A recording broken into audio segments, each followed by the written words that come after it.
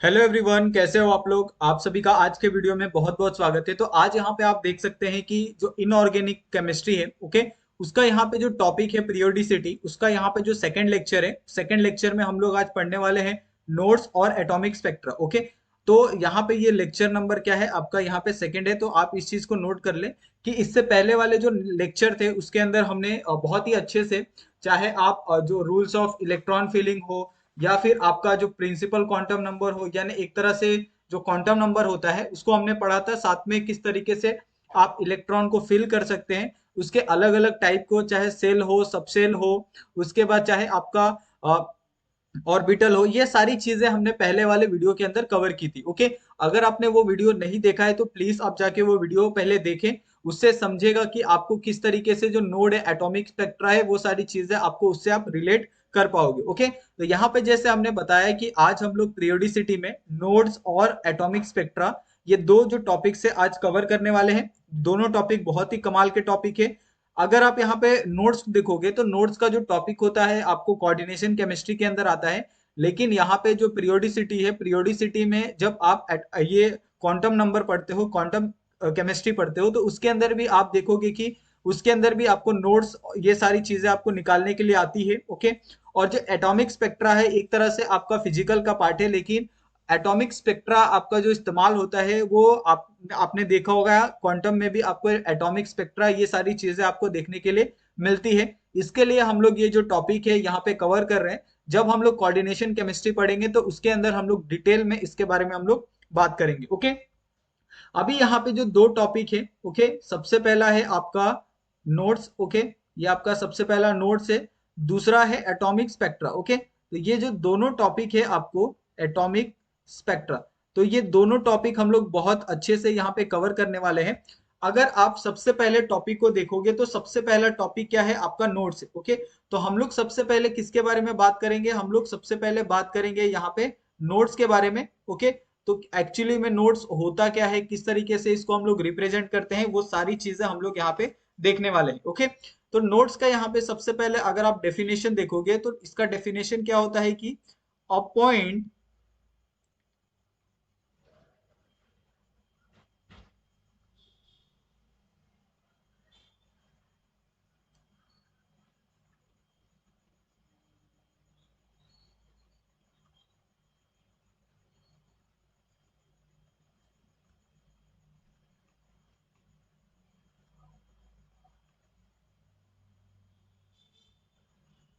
तो नोट्स में क्या होता है कि a point where the probability of finding the electron is zero, जहां पे एक ऐसा पॉइंट है जहां पे आप इलेक्ट्रॉन को वहां पे आप फाइंड नहीं कर सकते, वैसे पॉइंट को हम लोग क्या कहते हैं, नोड कहते हैं। ओके, तो नोड के आप दो टाइप देखते हैं। नोड में आपके दो टाइप कौन कौन से हैं वो यहाँ पे हम लोग लिख देते हैं।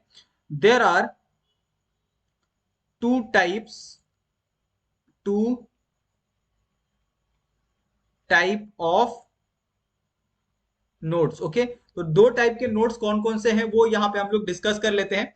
जो सबसे पहला है आपका वो है आपका रेडियल नोड्स। ओके, तो सबसे पहले है आपका रेडियल नोड। ओके, दूसरा है आपका यहाँ पे वो है आपका angular. Okay, angular nodes. Okay, तो यहाँ पे दो टाइप के आपके नोड्स होते हैं, रेडियल नोड्स और एंगुलर नोड्स। अभी यहाँ पे हम लोग बात करते हैं कि अगर आपको रेडियल नोड और एंगुलर नोड अगर आपको फाइंड करना है तो आप किस तरीके से फाइंड कर सकते हो। तो इसका एक बहुत ही सिंपल सा एक फॉर्मूला है जिसकी मदद से आप क्या कर सकते हो, अगर आपको नोड फाइंड करने के लिए कहा जाए तो आप आसानी से फाइंड कर सकते हो। ओके, जैसे यहाँ पे अगर आपको रेडियल नोड्स आपको अगर फाइंड करने के लिए कहा जाए तो रेडियल नोड का यहाँ पे आपके पास एक सिंपल सा फॉर्मूला है। वो फॉर्मूला क्या है, n minus L minus one. Okay, और अगर आपको यहाँ पे एंगुलर नोड फाइंड करने के लिए कहा जाए, एंगुलर नोड, ओके, तो एंगुलर नोड का यहाँ पे आपके पास एक सिंपल सा फॉर्मूला है। वो फॉर्मूला क्या है आपका एल। ओके, यानी अगर आपको एंगुलर नोड और रेडियल नोड फाइंड करना है तो आप इस फॉर्मूले की मदद से आप फाइंड कर सकते हैं। ओके, तो ये फॉर्मूला मैं क्या करता हूँ यहाँ पे आपको हाईलाइट कर देता हूँ, और मैं भी चाहता हूँ कि आप इसको अपने बुक में आप कहीं पे ऐसे जगह लिखो कि आप जब भी ये टॉपिक आप पढ़ने जाओ तो आपको ये जो एंगुलर नोड और रेडियल नोड कैसे फाइंड करते हैं वो आपको तुरंत पता चल जाए। ओके, यहाँ पे अगर मैं आपको एक एग्जांपल दूं तो एग्जांपल के तौर पे आपको समझेगा कि इसकी इंपॉर्टेंट क्या है, आप किस तरीके से फाइंड कर सकते हो। ओके, जैसे मैंने यहाँ पे आपको सिर्फ 3D पूछा। ओके, यहाँ पे आपको 3D कैसे आप निकालोगे, सपोज मैंने यहाँ पे 3D निकालना है, तो रेडियल में 3D की वैल्यू क्या आएगी वो आपको सबसे पहले अगर निकालनी है तो आपको पता है इसका फॉर्मूला क्या है, n minus L minus one. Okay, यहाँ पे n क्या है, n इज इक्वल टू 3 है, और d की वैल्यू कितनी होती है आपकी 2 होती है अगर आप देखोगे तो। ओके, अजीमुथल क्वांटम नंबर का जब आप एग्जांपल देखोगे उसके अंदर d की वैल्यू कितनी है, l है। ओके, यानी l, अजीमुथल क्वांटम नंबर को हम लोग रिप्रेजेंट करते हैं l से, और उसके अंदर जो d है, d शेल की जो वैल्यू है d, उसकी वैल्यू कितनी है, 2 है। तो आपके पास n की वैल्यू है -2। ओके, ये आपके पास है -1, इसकी जो वैल्यू आएगी वो कितनी आएगी आपकी 0 आएगी। अगर आपको यहाँ पे एंगुलर निकालना है तो एंगुलर में सिर्फ आपको क्या निकालना है, एल की वैल्यू। तो एल क्या है आपका यहाँ पे 2 है, यानी डी की वैल्यू आपको यहाँ पे लिख देनी है। तो आपको एंगुलर नोड हो या फिर रेडियल नोड हो, ये दोनों चीजें आप बहुत आसानी से यहाँ पे निकाल सकते हैं। बहुत ही सिंपल यहाँ पे आपको फॉर्मूला दिया है, सिर्फ वही फॉर्मूले का इस्तेमाल करके आपको क्या करना है, ये सारी चीजें सॉल्व करनी है। ओके, जैसे यहाँ पे मैं क्या करता हूँ, एक और क्वेश्चन यहाँ पे ले लेता हूँ ताकि आपको थोड़ा सा और एक क्लियर हो जाए। जैसे यहाँ पे पूछा है कि एक एटॉमिक ऑर्बिटल है, जैसे यहाँ पे आपके पास एक एटॉमिक ऑर्बिटल है। ओके, एटॉमिक ऑर्बिटल हैज, ठीक है, एटॉमिक ऑर्बिटल के पास क्या है, दो आपके पास एंगुलर नोड है। ओके, दो एंगुलर नोड है आपके पास, ठीक है। तो एंगुलर नोड का मतलब क्या हो गया, आपके पास एल की वैल्यू आपको दी है, और आपके पास एंड वन आपका रेडियल नोड है। ओके, तो यहाँ पे दो आपके क्या है, एंगुलर नोड है, और आपका एक क्या है यहाँ पे रेडियल नोड है। तो यहाँ पे आपको ये तो पता चल गया कि यहाँ पे एल की जो वैल्यू है वो कितनी है आपकी 2 है। ओके, और रेडियल नोड यानी एक तरह से हम लोग रेडियल नोड को किस तरीके से देख सकते हैं। ओके, रेड आपके पास एल की तो वैल्यू आपको पता है कितनी है, 2 है। ओके, और यहाँ पे आपका जो रेडियल नोड है, ओके, तो रेडियल नोड की जो वैल्यू है वो कितनी है आपके पास, 1 है। ओके, अभी हम इसको फाइंड करते हैं। आपके पास पता है कि रेडियल नोड का जो फॉर्मूला है वो क्या है आपके पास, radial node, okay, is equal to n minus L minus one. Okay, ये आपके पास क्या है, एक कॉमन सा फॉर्मूला है जिसके अंदर आपको क्या नहीं पता, n की वैल्यू नहीं पता। ओके, तो n की वैल्यू आपके पास नहीं पता, लेकिन l की वैल्यू आपको पता है। l कितना है आपके पास, 2 है, -1। ओके, तो ये आपका क्या हो जाएगा, n हो जाएगा। रेडियल नोड, तो ये आपके पास अगर आपको n की वैल्यू यहाँ पे फाइंड करनी है तो आप n की वैल्यू आसानी से फाइंड कर सकते हो। ठीक है, आपको पता है कि यहाँ पे क्या कहा है कि जो आपका रेडियल नोड है, ओके, जो आपका यहाँ पे रेडियल नोड है, रेडियल नोड की जो वैल्यू है n-2 minus L is equal to कितनी है, 1 है। ओके, आपको क्या करना है, यहाँ पे आपको सिंपली अगर रेडियल नोड की जो वैल्यू है वो अगर आपको निकालनी है, आपको रेडियल नोड ऑलरेडी दिया है, यहाँ पे सिर्फ आपको n की वैल्यू निकालनी है, -2 minus one is equal to -3। Okay, यहाँ पे 1 है, अगर आपको 1 निकालना है तो 1 plus 3 is equal to n, तो n की वैल्यू कितनी हो जाएगी, 4 हो जाएगी। ओके, तो यहाँ पे आपके पास n की तो वैल्यू आ गई, अभी यहाँ पे n की वैल्यू निकल गई आपकी 4 है। ओके, अभी यहाँ पे आपको l की वैल्यू कितनी दी है, यहाँ पे l की वैल्यू दी है आपको 2, और आपको पता है 2 क्या होता है, अगर आप l इज इक्वल टू 2 है तो ये कौन से सेल में आएगा, आपका d आएगा। तो जो आपका आंसर होगा वो क्या होगा आपका 4D होगा। ओके, तो आपको इस तरीके से अगर आपको कोई भी एटॉमिक ऑर्बिटल पूछा जाता है जिसके अंदर आपको सिर्फ एंगुलर नोड हो या रेडियल नोड हो, या फिर सिर्फ आपको यहाँ पे एटॉमिक ऑर्बिटल दिया हो, तो आपको उससे अगर नोड पूछा हो तो ये दोनों चीजें आप निकाल सकते हैं। ओके, बहुत ही सिंपल है। यहाँ पे कुछ फॉर्मूला है जिसको मैं यहाँ पे लिख देता हूँ, जिसको आपको क्या करना है, याद करके रखना है और बाय हार्ट करके रखना है, जो आपके बहुत काम आएगा। ओके, जैसे अगर आपको नोट्स की, नोट्स यहाँ पे अगर आपको निकालना है तो नोट्स में अगर आपको एंगुलर पूछा जाए, ओके, आपको अगर एंगुलर पूछा जाए तो एंगुलर में फॉर्मूला क्या है, एल है। अगर आपको रेडियल पूछा जाए, ओके, तो रेडियल में क्या फॉर्मूला है आपका, N minus L minus one है। ओके, और अगर आपको एटॉमिक ऑर्बिटल अगर आप देखोगे, ये जो नेक्स्ट आपका है, ओके, एटॉमिक ऑर्बिटल में अगर बात करोगे तो उसमें हम लोग क्या लिखेंगे, उसका जो फॉर्मूला है आगे चल के हम क्या करेंगे यहाँ पे लिखेंगे। ओके, तो यहाँ तक तो आपको ये समझ में क्लियर आ गया होगा कि आपको किस तरीके से जो नोड है वो एंटी नोड है वो आपको निकालना है, चाहे आपका एंगुलर नोड हो या फिर रेडियल नोड हो, वो दोनों चीजें आप बहुत सिंपली निकाल सकते हो। ओके, अभी यहाँ पे जो नेक्स्ट टॉपिक है, नेक्स्ट टॉपिक है हमारा एटॉमिक ऑर्बिटल। ओके, तो एटॉमिक ऑर्बिटल। ओके, तो ये आपका क्या है, नेक्स्ट टॉपिक है। एटॉमिक ऑर्बिटल में हम लोग एटॉमिक ऑर्बिटल को एक तरह से जो हाइड्रोजन का स्पेक्ट्रा होता है उससे भी हम लोग रिप्रेजेंट करते हैं, तो आप इसको हाइड्रोजन स्पेक्ट्रा भी कह सकते हो। ओके, हाइड्रोजन स्पेक्ट्रा, जो हम लोग आपको स्लाइड में आपको दिखाएंगे कि हाइड्रोजन का जो स्पेक्ट्रा होता है वो किस तरीके से होता है। अभी यहाँ पे सिंपली हम लोग बात करते हैं कि जो एटॉमिक स्पेक्ट्रा है उसकी खोज किस तरीके से हुई, उसको किस तरीके से लाया गया था ओके अस्तित्व में, उसके बारे में कैसे पता चला हमें कि एटॉमिक ऑर्बिटल होता है, हाइड्रोजन स्पेक्ट्रा कैसे दिखता है, वो सारी चीजें आपको पता करेंगे। ओके, तो यहाँ पे एक जो साइंटिस्ट थे, ओके, वो साइंटिस्ट कौन थे? ओके, वो साइंटिस्ट का नाम था आपका नील बोर। ओके, तो जो नील बोर थे उन्होंने क्या किया, यहाँ पे एक स्पेक्ट्रा का इस्तेमाल, यहाँ पे एक जो गैस है उसका इस्तेमाल करके यहाँ पे एक स्पेक्ट्रा बनाया, और वो जो एलिमेंट था वो क्या था, हाइड्रोजन था। तो उन्होंने क्या किया, एक सिंपल सा उन्होंने एक यहाँ पे जार लिया। ओके, यहाँ पे आप बीकर कह सकते हो या आप यहाँ पे एक छोटा सा ये कह सकते हो, ठीक है। ऐसा एक यहाँ पे उन्होंने एक कंटेनर लिया। ओके, इस कंटेनर में उन्होंने क्या किया, यहाँ पे इस कंटेनर के अंदर उन्होंने जो हाइड्रोजन गैस था उसको यहाँ पे फिल कर दिया। ओके, तो ये क्या है, यहाँ पे हाइड्रोजन गैस उन्होंने फिल कर दिया, सिंपल सा है। अभी इस हाइड्रोजन गैस को फिल करने के बाद उन्होंने क्या किया, इसके अंदर जो हाइड्रोजन गैस है आपको पता है, तो ये क्या है आपका हाइड्रोजन गैस है। यहाँ पे मैं लिख देता हूं ताकि आपको कलर से पता चले। तो उन्होंने क्या किया, इसके अंदर हाइड्रोजन गैस फिल कर दिया। फिर उसके बाद उन्होंने क्या किया, नेक्स्ट इसके अंदर जो हाइड्रोजन गैस इसके अंदर जो फिल थी उसके अंदर उन्होंने क्या किया, इलेक्ट्रिक डिस्चार्ज किया। ओके, तो इलेक्ट्रिक करंट का उन्होंने इसके अंदर पासिंग किया। और आपको पता है जब इलेक्ट्रिक करंट इसके अंदर पास हुआ तो इसके अंदर से कोई ना कोई चीज क्या होगी, बाहर एमिट होगी। उस एमिट हुई चीज को उन्होंने क्या किया, पास किया प्रिज्म से। ओके, आपने प्रिज्म देखा होगा, एक ऐसा रेक्टेंगुलर होता है। ओके, तो इस प्रिज्म से उन्होंने क्या किया, पास किया।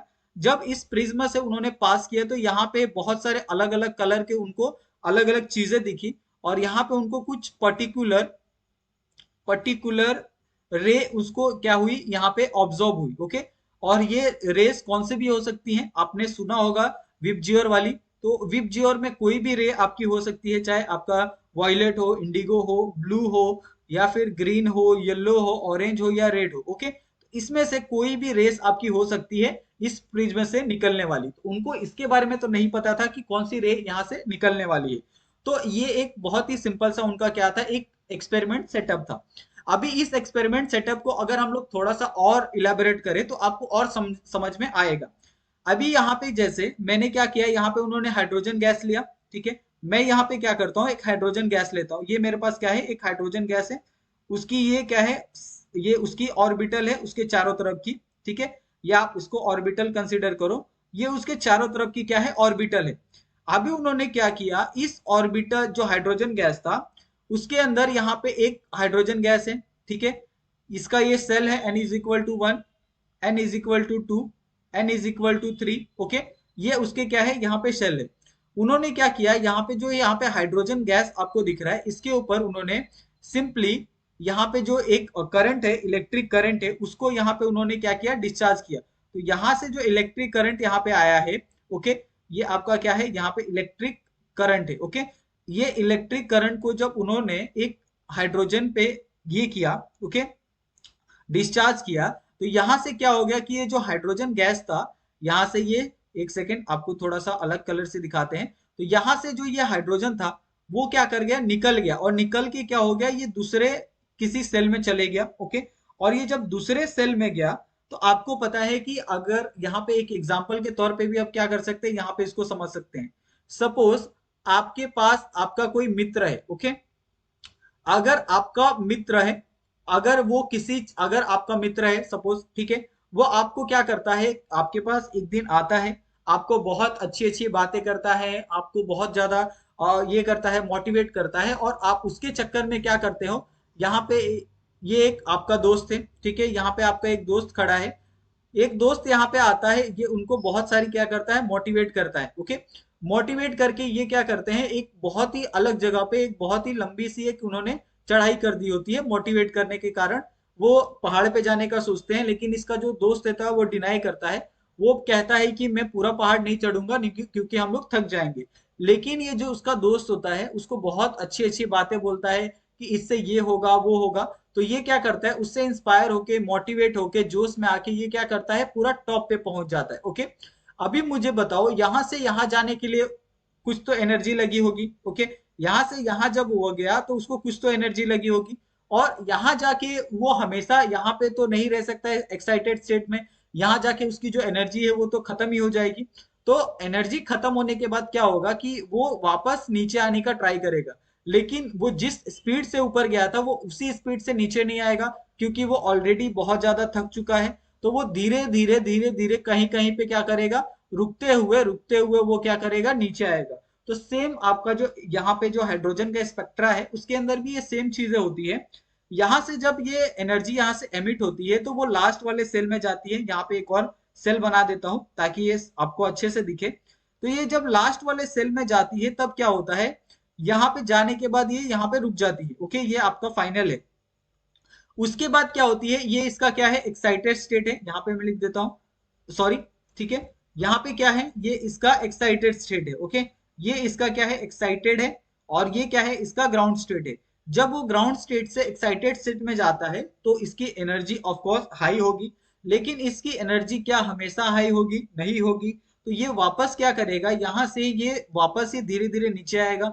या तो ये उसके n=3 वाले सेल में आ सकता है, या फिर वो n=2 वाले सेल में आ सकता है, या n= वो 1 के सेल में आ सकता है। लेकिन वो धीरे धीरे क्या करेगा, यहाँ पे वो नीचे आने का ट्राई करेगा। ओके, तो इसी को हम लोग क्या कहते हैं, पर्टिकुलर रे ऑब्जर्व। ओके, और ये जितनी भी रे आपको यहाँ पे दिख रही है, इसी रे को हम लोग क्या बोलते हैं, यहाँ पे इसी रे को हम लोग पर्टिकुलर रे ऑब्जर्व, ये हम लोग यहाँ पे कहते हैं, क्योंकि हमें यहाँ पे ही क्या है, जो रेज है वो हमें यहाँ पे देखने के लिए मिली है। ओके, अभी यहाँ पे ये तो समझ गया, यहाँ पे सिंपल सा कॉन्सेप्ट था। अभी यहाँ पे आपको दो तीन चीजें आपको बहुत ज्यादा यहाँ पे ध्यान देने की बात है। अगर यहाँ पे अगर वो कोई भी आया है यहाँ तक चढ़ के, तो ऑफ कोर्स इसमें कुछ ना एनर्जी आपकी लगी होगी। आपको एनर्जी अगर पूछा जाए कि कितनी एनर्जी लगे, वो आपको नहीं पता। इसमें कितना वेवलेंथ यूज हुआ है अगर वो आपको पूछा जाए तो वो आप नहीं बता सकते। तो ये कुछ बातें हैं जिससे यहाँ पे इसमें आपको कैसे फाइंड करना है, उसके लिए हम लोग जो एक दूसरा आपका एक जो मेथड है वो हम लोग यहाँ पे इस्तेमाल करने वाले हैं।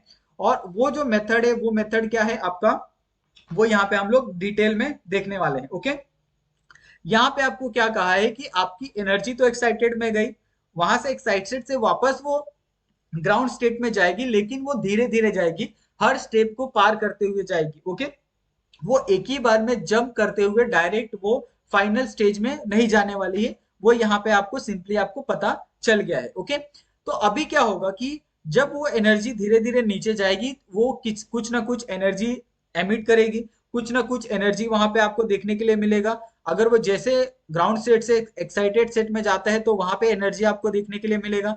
अगर ग्राउंड स्टेट पे एनर्जी एक्स है तो आपका ग्राउंड स्टेट से एक्साइटेड स्टेट में एनर्जी एक्स वाई हो जाएगा। ओके, उसी तरीके से अगर वाई है तो वापस वो धीरे धीरे नीचे आएगा, तो उसकी एनर्जी क्या होगी, वापस एक्स होने लगेगी। ओके, तो यही सारी चीजें हैं जो आपको यहाँ पे समझने की जरूरत है। ओके, इसी के रिगार्डिंग यहाँ पे आपको एक बहुत ही सिंपल सा एक क्वेश्चन दिया है जिसको आपको बहुत अच्छे से समझना होगा, तभी आप जाके यहाँ पे जो लैम्डा है, लैम्डा की जो वैल्यू है किस तरीके से फाइंड करते हैं वो आप समझ जाओगे। ओके, जैसे यहाँ पे पूछा है कि एन इलेक्ट्रॉन, यहाँ पे मैं क्या करता हूँ, पूरा एक क्वेश्चन लिख लेता हूँ ताकि तभी आपको यहाँ पे बताता हूँ। ओके,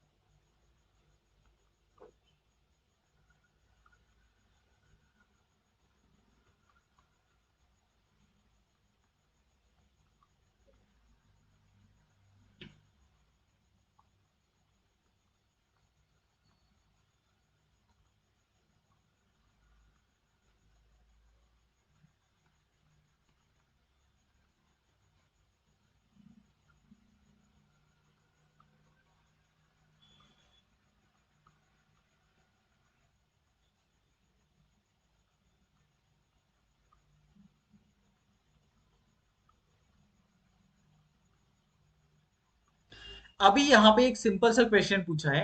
आपको क्या पूछा है कि an electron in the hydrogen atom jump from the n is equal to 2 to n is equal to 1। Okay, ये आपके क्या है, सब शेल हो सकते हैं, सेल हो सकते हैं। यहाँ पे आपको सेल दिया है कि ये दूसरे सेल से क्या हो रहा है, पहले सेल में आ रहा है। इसके ऊपर क्या करना है, आपको एक एनर्जी फाइंड करनी है और साथ में आपको जो वेवलेंथ है जिसमें कितना रेडिएशन एमिट हो रहा है वो आपको क्या करना है, यहाँ पे फाइंड करना है। ओके, यहाँ पे हम क्या करते हैं, डायग्राम बनाते हैं। ये आपका हाइड्रोजन है। ओके, ये हाइड्रोजन है, ये इसके आजू बाजू के सेल हैं, n is equal to 1, n is equal to 2, n is equal to 3, okay, n is equal to 4। ये आपके क्या है, यहाँ पे सेल है अलग अलग।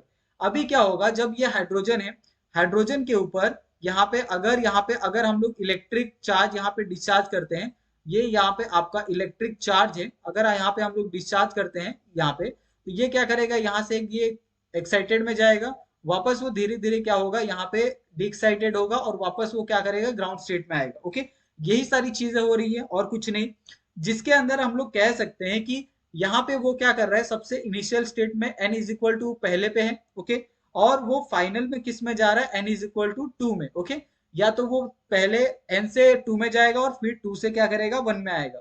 इसकी एनर्जी हम लोग E1 ले लेते हैं और इसकी एनर्जी हम लोग क्या लेते हैं, E2 लेते हैं। ओके, ये आपको समझ गया। अभी यहाँ पे अगर आपको ये दोनों की जो एनर्जी है अगर आपको फाइंड करनी है, ओके, आपके पास फॉर्मूला है। Okay, E is equal to क्या होता है, यहाँ पे -13.6, ओके, यहाँ पे Z का स्क्वायर अपॉन यहाँ पे आपका क्या आ जाएगा, N का स्क्वायर आ जाएगा। ओके, इलेक्ट्रॉन वोल्ट आ जाएगा। अभी मुझे बताओ यहाँ पे -13.6 जेड क्या है आपका, यहाँ पे जेड की वैल्यू कितनी है आपकी, 1 है, क्योंकि ये हाइड्रोजन है, पहले पे है, तो यहाँ पे आ जाएगा 1 का स्क्वायर। एन कितना है आपका, यहाँ पे पहले वाले में अगर n इज इक्वल टू 1 ले रहे तो यहाँ पे आ जाएगा 1 का स्क्वायर। ओके, इलेक्ट्रॉन वोल्ट, तो यहाँ पे जो आंसर आएगा वो कितना आएगा आपका 13.6 माइनस 13.6 इलेक्ट्रॉन वोल्ट। ठीक है, ये आपका पहले का है।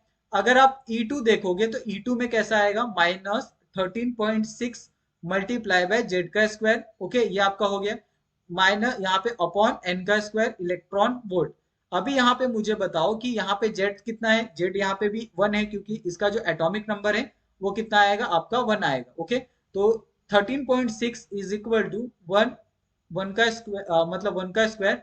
एन कितना है, यहाँ पे हम लोग एन इज इक्वल टू कितना ले रहे हैं, 2 ले रहे हैं, तो यहाँ पे आपका 2 का स्क्वायर आ जाएगा इलेक्ट्रॉन वोल्ट। ओके, और आप इसको सॉल्व करोगे तो कितना आएगा, -3.4 इलेक्ट्रॉन वोल्ट। ओके, तो ये आपको यहाँ पे क्या मिलने वाला है, फॉर्मूला यहाँ पे मिलने वाला है। ओके, अभी इस फॉर्मूले का इस्तेमाल करके यहाँ पे दोनों एनर्जी का इस्तेमाल करके क्या आप टोटल एनर्जी निकाल सकते हो, यहाँ पे आपका जो टोटल एनर्जी है वो आप निकाल सकते हो। तो ये क्या आ जाएगा, एनर्जी डिफरेंस आ जाएगा E2 माइनस E1। ओके, तो E2 माइनस E1 क्या है आपका, -3.4 माइनस -13.6 इलेक्ट्रॉन वोल्ट। ओके, तो यहाँ पे जो आंसर आएगा वो आंसर क्या आ जाएगा, यहाँ पे आपका 10.2 इलेक्ट्रॉन वोल्ट। ओके, ये आपकी एनर्जी है। ठीक है, अभी हम लोग क्या करते हैं, आपको पता है कि एनर्जी को हम लोग दूसरे टर्म में भी लिखते हैं। यहाँ पे मैं लिख देता हूँ, एनर्जी को हम लोग रिप्रेजेंट करते हैं एच म्यू से भी। ओके, एच म्यू से भी हम लोग क्या करते हैं, एनर्जी को रिप्रेजेंट करते हैं, और वी को हम लोग रिप्रेजेंट करते हैं सी बाय लैम्डा से। ये आपके पास एक जो फॉर्मूला है आपको क्या करना है, यहाँ पे नोट करके रखना है। ठीक है, हमने प्रीवियस स्लाइड में आपको बताया था, जो नोट्स के दो फॉर्मूले थे वो बताए थे। ओके, यहाँ पे आपके जो दो फॉर्मूले हैं वो आप एटॉमिक ऑर्बिटल के हैं। पहला फॉर्मूला है आपका यहाँ पे एनर्जी का, जो क्या है आपका एच म्यू है। ओके, यहाँ पे आपका म्यू का जो फॉर्मूला है वो क्या है, सी बाय लैम्डा।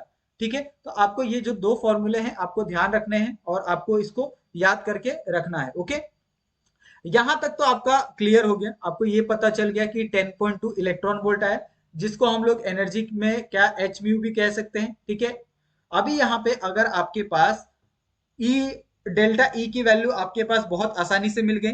अभी अगर हम लोग इसको करें कि so we have to generalise the formula for the wavelength. Okay, अभी यहाँ पे क्या है आपके पास, यहाँ पे डेल्टा ई की वैल्यू है। डेल्टा ई की वैल्यू क्या है, अगर हमको इसको जनरलाइज करना है किसके टर्म में, आपको वेवलेंथ के टर्म में, तो N2 माइनस आपका क्या आ जाएगा, आपका En1। ओके, ये वैल्यू आ जाएगी। ये जो टर्म होगी वो क्या होगी आपकी, यहाँ पे ये टर्म होगी आपकी वेवलेंथ की टर्म। ओके, तो ये आपकी जो टर्म होगी वेवलेंथ की टर्म होगी, ठीक है। तो ये आपको यहाँ पे नोट कर लेना है बहुत अच्छे से, ओके। ये आपकी क्या है, वेवलेंथ की टर्म है।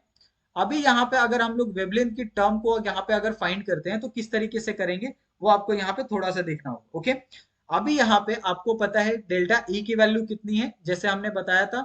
यहाँ पे डेल्टा ई की वैल्यू कितनी हो जाएगी आपकी, वो हो जाएगी आपकी एच, यहाँ पे H C upon lambda, okay. ये वैल्यू हो गई। ये वैल्यू कैसे आएगी, यहाँ पे ई आ जाएगा is equal to H, V की वैल्यू कितनी है अपॉन सी अपॉन लैम्डा। तो इस तरीके से यहाँ पे आपको डेल्टा ई की वैल्यू आएगी इज इक्वल टू ई की वैल्यू क्या है यहाँ पे -13.6, ओके, जेड का स्क्वायर अपॉन यहाँ पे क्या आ जाएगा आपका, यहाँ पे आ जाएगा n2 का स्क्वायर, क्योंकि n क्या है 2 है इसके लिए, ओके। माइनस यहाँ पे आपका क्या आ जाएगा -13.6 जेड का स्क्वायर अपॉन यहाँ पे n1 का स्क्वायर, ओके। ये वैल्यू आ जाएगी आपको, ठीक है। अभी इस वैल्यू को अगर हम सॉल्व करें तो यहाँ पे आपको पता है कि एच सी अपॉन लैम्डा है आपके पास, ओके। यहाँ पे आपका क्या है 13.6, ओके, जेड का स्क्वायर अपॉन यहाँ पे आपका n2 का स्क्वायर, ये आपका माइनस हो गया, ओके। माइनस माइनस क्या हो जाएगा, यहाँ पे प्लस हो जाएगा, प्लस 13.6 जेड का स्क्वायर अपॉन यहाँ पे क्या आ जाएगा n1 का स्क्वायर आ जाएगा, ओके। अभी हम क्या करते हैं इसको, जैसे यहाँ पे अगर मुझे एच सी को क्या करना है, कट करना है, ओके। तो मैं क्या करूंगा, ये जैसे मेरा लेफ्ट साइड है, ओके, ये मेरा लेफ्ट साइड है, ठीक है, और ये मेरा क्या है राइट साइड है। तो मैं राइट साइड को क्या करूंगा, एच सी से मल्टीप्लाई करूंगा और एच सी से क्या करूंगा, डिवाइड भी कर दूंगा, ओके। तो right side is multiply by H C and divide by H C, okay. तो आपको हमने क्या किया यहाँ पे, जो हमारा राइट साइड का जितना भी इक्वेशन था उसको हमने क्या किया, एच सी से डिवाइड भी किया और एच सी से मल्टीप्लाई किया। तो ये किस तरह से आ जाएगा, H C upon lambda H C, okay. यहाँ पे एच सी आ गया। उसके बाद यहाँ पे आपका क्या आ जाएगा, यहाँ पे जो वैल्यू है वो आपकी आ जाएगी यहाँ पे 13.6 जेड का स्क्वायर, ओके, अपॉन यहाँ पे आ जाएगा H C, okay. H C और एन की वैल्यू यहाँ पे आपकी, इसको हमने क्या किया है यहाँ पे कॉमन ले लिया ये इस वैल्यू को। तो यहाँ पे क्या आ जाएगा आपका 1 अपॉन एन का square plus minus upon 1 upon N two का स्क्वायर, ओके। यहाँ पे हमने क्या किया, ये एन टू को इस तरफ ले गए तो ये माइनस साइन यहाँ पे आ गया, और इस तरफ हमने लिया तो प्लस साइन इधर आ गया। सिंपली है, और हमने कुछ नहीं किया है। अभी क्या करते हैं यहाँ पे हम लोग आगे का जो पार्ट है उसको हम लोग क्या करते हैं यहाँ पे सॉल्व करते हैं, ताकि आपका जो एक कंफ्यूजन है वो क्या हो जाए, क्लियर हो जाए, ओके। अभी यहाँ पे मुझे बताओ कि यहाँ से क्या होगा, ये जो एस सी है, ओके, यहाँ से ये एच सी और यहाँ से जो एच सी है, या फिर आप क्या कर सकते हो यहाँ पे एक सेकेंड, यहाँ पे हम लोग क्या करते हैं ये एच सी को एज इट इज रखते हैं, ठीक है, यहाँ पे। और यहाँ से क्या करते हैं हम लोग, ये जो एच सी है इसको हम लोग कट कर देते हैं, एच सी और एच सी को क्या हो जाएगा, कट हो जाएगा।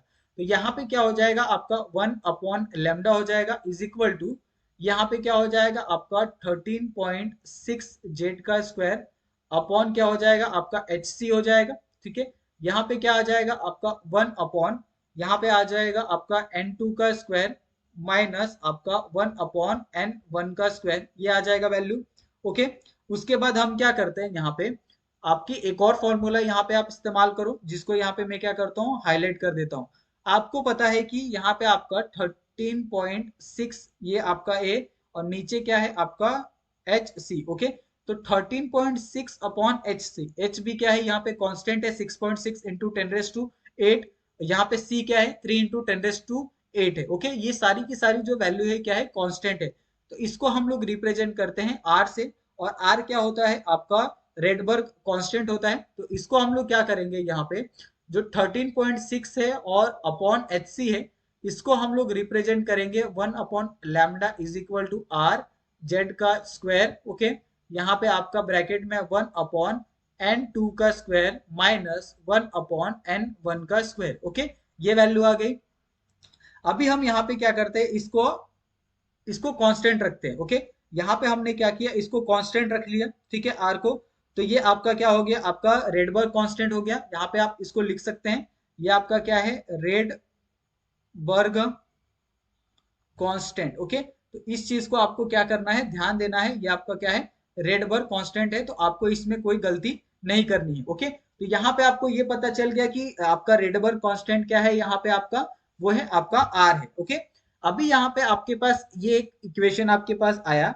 अभी इस इक्वेशन को आप क्या कर सकते हो, यहाँ पे 1/लैम्डा, okay, is equal to R Z का स्क्वायर, ओके, ब्रैकेट में 1/n का n2 का स्क्वायर माइनस आपका 1/n1 का स्क्वायर। ये आपके पास एक फॉर्मूला आया यहाँ पे, और ये फॉर्मूला क्या हो गया, आपका वेवलेंथ निकालने का जो फॉर्मूला है, ये आपका एक वेवलेंथ निकालने का जो फॉर्मूला है वो यहाँ पे बन के तैयार हो गया। ओके, तो इस चीज को हम क्या करते हैं, यहाँ पे अभी थोड़ी देर के लिए ब्रैकेट करके रखते हैं, और इसके ऊपर एक क्वेश्चन को सॉल्व करके देखते हैं कि क्या हमें सच में ये क्वेश्चन से एक आंसर मिलता है या नहीं मिलता है। ओके, अभी सपोज यहाँ पे मैं आपको देता हूं कि आपको यहाँ पे कहा जाए कि आपको क्या करना है, यहाँ पे अगर क्वेश्चन एक कहा जाए कि n2 की वैल्यू 2 है और n1 की वैल्यू 1 है, तो क्या आप इससे आंसर निकाल सकते हो। यहाँ पे मैं आपके लिए एक क्वेश्चन देता हूं जो आपको क्या करना है, होमवर्क में सॉल्व करना है, जिसमें n2 की वैल्यू कितनी है, आपकी 2 है, और n1 की जो वैल्यू है वो कितनी है, आपकी 1 है। ओके, यहाँ पे आपके पास फॉर्मूला है 1/लैम्डा is equal to R Z का स्क्वायर, ठीक है, ब्रैकेट में 1/ आपका n2 का स्क्वायर माइनस 1/ आपका n1 का स्क्वायर। ओके, ये आपके पास फॉर्मूला है। मुझे आप क्या करोगे, ये आपका होमवर्क हो गया, और मुझे आप इसका जो कमेंट है वो आप कमेंट सेक्शन में इसका जो आंसर है वो आप बताओगे, या फिर जो नेक्स्ट आपका वीडियो आएगा उसके अंदर आप कमेंट करके इसका जो आंसर है, या फिर इसका स्क्रीनशॉट लेके इसको सॉल्व करके आप मुझे टेलीग्राम पे या इंस्टा पे आप मुझे इसको भेजोगे फोटो। ओके, तो ये आपके क्वेश्चन आपके लिए है। ओके, ये क्वेश्चन अगर आप सॉल्व करते हो तो आपको एक आइडिया हो जाएगा कि किस तरीके से आपको जो वेवलेंथ है वो आप निकाल सकते हो किसका भी। ओके, अभी यहाँ पे हम लोग नेक्स्ट स्लाइड पर मूव करते हैं, जो हमारा मेन हाईलाइट है, हाइड्रोजन स्पेक्ट्रा। तो यहाँ पे मैं क्या करता हूँ, यहाँ पे लिख देता हूँ, ये क्या है आपका हाइड्रोजन, ओके, हाइड्रोजन स्पेक्ट्रा। तो ये क्या है, आपका हाइड्रोजन स्पेक्ट्रा है। अभी बहुत से लोगों को थोड़ा सा कंफ्यूजन होगा कि हाइड्रोजन स्पेक्ट्रा में ये ऑलरेडी बना हुआ है, फिर भी इसको मैं क्यों यहाँ पे लेके आके एक्सप्लेन कर रहा हूँ। अगर मैंने इसको स्टार्टिंग से ड्रॉ किया होता है तो एक बात समझ में आती है, लेकिन यहाँ पे ऑलरेडी ये बना हुआ है, तो इसको इसमें क्या समझेगा, मुझे क्या मैं इसमें ये कर सकता हूँ। ओके, अभी मुझे बताओ, यहाँ पे ये जो आपका लैमर सीरीज है, यहाँ पे आपका बाल्मर सीरीज है, यहाँ पे आपका पास्टन सीरीज है। ओके, और ये आपके आगे के जो जितने भी सीरीज होते हैं, चाहे आपका हम्बर्ग सीरीज हो या फिर आपका पिज्म सीरीज हो, तो ये आगे के अलग अलग सीरीज आपको यहाँ पे देखने के लिए मिलते हैं। ठीक है, यहाँ पे आपको सिर्फ 3 ही आपको दिए हैं। ओके, अभी इसमें क्या करना है, जो आपका ये जो लेमन सीरीज होता है ये आपका किस में लाई करता है, यूवी रीजन में। ओके, ये आपका क्या है, विजिबल है, इसके लिए यहाँ पे आपको कलर्स दिखने के लिए मिल रहे हैं। ये क्या करता है, यहाँ से जितने भी सीरीज आपको आगे आते हैं ये सारे के सारे किस में, इंफ्रारेड। ओके, ये आईआर में क्या करते हैं, बिलोंग करते हैं। ओके, तो ये आपको समझ में आ गया होगा। यहाँ पे अगर आप देखोगे इसकी एनर्जी भी सभी की निकाल के दी है, तो एनर्जी कैसे निकालते हैं वो भी मैं आपको यहाँ पे बता देता हूँ। अगर आपको एनर्जी निकालना है पहले का, ओके, तो पहले में एन की वैल्यू कितनी होगी, आपकी 1 होगी। ओके, यहाँ पे एन की वैल्यू कितनी है, 1 है। ठीक है, आपको पता है एन, इसका जो फॉर्मूला है -13.6 जेड का स्क्वायर अपॉन एन का स्क्वायर। ओके, यहाँ पे क्या आ जाएगा, अगर आप -13.6 मल्टीप्लाई बाय 1 का स्क्वायर करोगे अपॉन आपका 1 का स्क्वायर करोगे, तो इसकी जो वैल्यू आएगी वो कितनी आएगी, आपकी 13.6। उसी तरीके से क्या होगा, अगर आप -13.6 मल्टीप्लाई बाई यहाँ पे अगर 1 का स्क्वायर करते हो और यहाँ पे डिवाइडेड बाय 2 का स्क्वायर करते हो, तो इसकी जो वैल्यू आएगी वो कितनी आएगी, -3.4।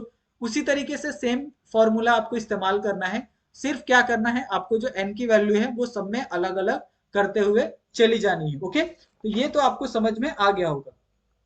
अभी यहाँ पे आप एक बात यहाँ पे ध्यान दो कि इससे क्या मैं कुछ क्वेश्चन को सॉल्व कर सकता हूँ।